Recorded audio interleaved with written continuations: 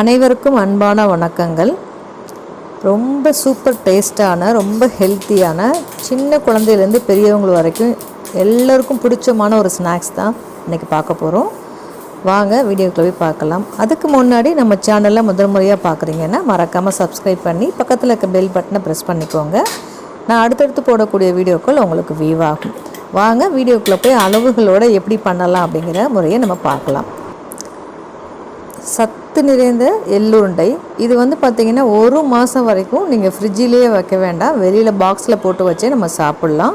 So அது அளவுகளோட செய்முறையை பார்க்கலாம். ஸ்டவ் பற்ற வச்சுக்கலாம், ஒரு வடை சட்டி வச்சுக்கலாம். 1 கப் கடலைப்பருப்பு, நிலக்கடலைப்பருப்பு, இது சிறுபருப்பு, இது எங்கள் வயலில் விளைஞ்ச பருப்பு இது. ஸோ சிறுபருப்புன்னு என்ன சிறுபருப்பு அப்படின்னா நாட்டு கடலைன்னு சொல்லுவாங்க. குட்டி குட்டியாக இருக்கும் பருப்பு, உள்ள கடலையுமே சின்னதாக தான் இருக்கும், ஆனால் அது டேஸ்ட்டு செம்மையாக இருக்கும். ஸோ அதில் நான் பண்ணேன். இன்றைக்கி இதை சாப்பிட்டா அல்டிமேட் டேஸ்ட்டு. அவசியம் நீங்கள் இது ட்ரை பண்ணி பாருங்கள்.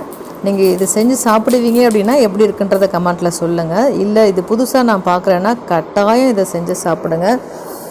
ரொம்ப அற்புதமான ஒரு ஹெல்த்தியான ஃபுட்டு இது. டெய்லியும் ஒரு உருண்டை அல்லது 2 உருண்டை நம்ம சாப்பிட்டுக்கலாம். குழந்தைங்க வளர்கிற குழந்தைங்களுக்கு கொடுத்தோம்னா ரொம்ப நல்லது. அதாவது நிலக்கடலை பருப்பு 1 டம்ளர் மிதமான சூடு வச்சு பொன்னிறமாக வறுத்து பிளேட்டில் கொட்டிட்டேன்.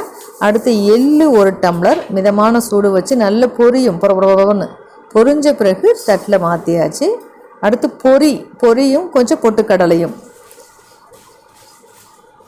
இது ஆல்ரெடி வறுப்பட்ட விஷயம் தான். பொட்டுக்கடலையும் பொரியுமே வறுப்பட்டது தான். லைட்டாக சூடு மொறுமொறுன்னு சூடு ஆகிற வரைக்கும் மொறுமொறுன்னு இருக்கணும் இல்லைங்களா, அரைக்கிறதுக்கு. அந்த மாதிரி கொஞ்சம் வறுத்துட்டு அதையும் நம்ம அதோட கொட்டிக்கலாம். இது எல்லாத்தையும் சேர்த்து மிக்சியில், இப்போ நான் ஒரு டம்ளர் போட்டேன் இல்லைங்களா, இது 2 மிக்சி போடணும். இப்போ அதில் பாதியை எடுத்து ஒரு மிக்சி போட்டு பாதி மட்டும் ஓட்டிகிட்டு வந்திருக்கேன். பாதினா இன்னும் கொஞ்சம் நேரம் ஓட்டணுன்னா கட்டி கட்டியாக ஆகிடும். அந்த கட்டி கட்டியாக ஆகிறதுக்கு முன்னாடி பொல பொலன்னு வர அளவுக்கு அரைச்சிட்டு வந்துட்டு நம்ம இதுக்கு 1 டம்ளர் சர்க்கரை, நாட்டு சர்க்கரை, அதில் பாதி எடுத்து நம்ம ஒரு மிக்ஸி அரைச்சிட்டு வந்தாச்சு. அதே போல் எல்லாத்தையும் இன்னொரு பாதியை போட்டு இன்னொரு மிக்ஸி அரைச்சிட்டு வந்துடலாம். மிக்சியில் அரைக்கிறதுல என்ன டிப்ஸ் அப்படின்னா, நம்ம எல்லாத்தையும் வறுத்து ஒன்றா கொட்டியிருக்கோம், அது எல்லாத்தையும் கலந்துட்டு பாதியை மட்டும் மிக்சியில் கொட்டி பொலன்னு ஆகிற வரைக்கும் அரைச்சிட்டு வந்துட்டு அந்த நாட்டு சர்க்கரையை பாதி கொட்டி அரைச்சோன்னா இந்த மாதிரி கட்டி கட்டியாக வரும்.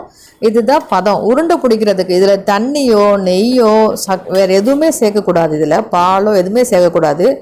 இப்படியே பிடிச்சோன்னா தான் உருண்டை சிக்குவாடு அடிக்காமல் கெட்டு போகாமல் ரொம்ப டேஸ்ட்டாக ஒரு மாதம் வரைக்கும் நம்ம வச்சு சாப்பிட்லாம்.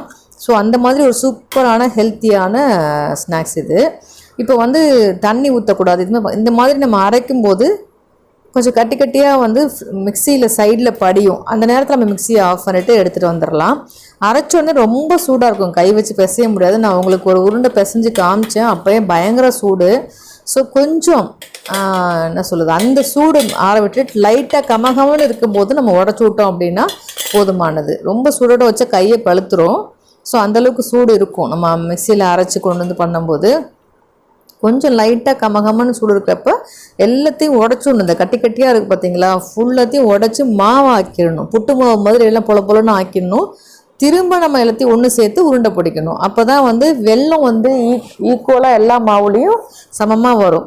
நம்ம கட்டி கட்டியாக அப்படியே உருட்டணும் அப்படின்னா அந்த கட்டி கட்டியாக இருக்கிறதுல வெல்லம் அதிகமாக இருக்கும், பொலன்னு இருக்கிறதுல வெல்லம் கம்மியாக இருக்கும். ஸோ அப்போ நம்ம எல்லாத்தையும் உதுத்து விட்டு உருண்டை பிடிச்சோம் அப்படின்னா சமமாக எல்லா பக்கமும் ஒரே அளவில் வெல்லம் இருக்கும். அதுதான், அவ்வளோதான், ரொம்ப ஈஸி, முடிஞ்சிச்சு, அவ்வளோதான். அவ்வளோ உருட்டிட வேண்டியதான், நம்ம சாப்பிட்டுக்க வேண்டியதான். நீங்களும் இது போல் தான் இதை செய்து சாப்பிடுவீங்களா என்னங்கிறத உங்கள் கருத்துக்களை கமெண்ட்டில் ஷேர் பண்ணுங்கள். இதுவரை நாங்கள் செஞ்சது இல்லை அப்படின்னா அவசியம் இது மாதிரி ட்ரை பண்ணுங்கள். செஞ்சு சாப்பிட்டு பார்த்துட்டு எப்படி இருக்குன்றதை உங்கள் கருத்துக்களை கமெண்ட்டில் ஷேர் பண்ணுங்கள். அடுத்த வீடியோவில் சந்திக்கலாம். நன்றி, வணக்கம்.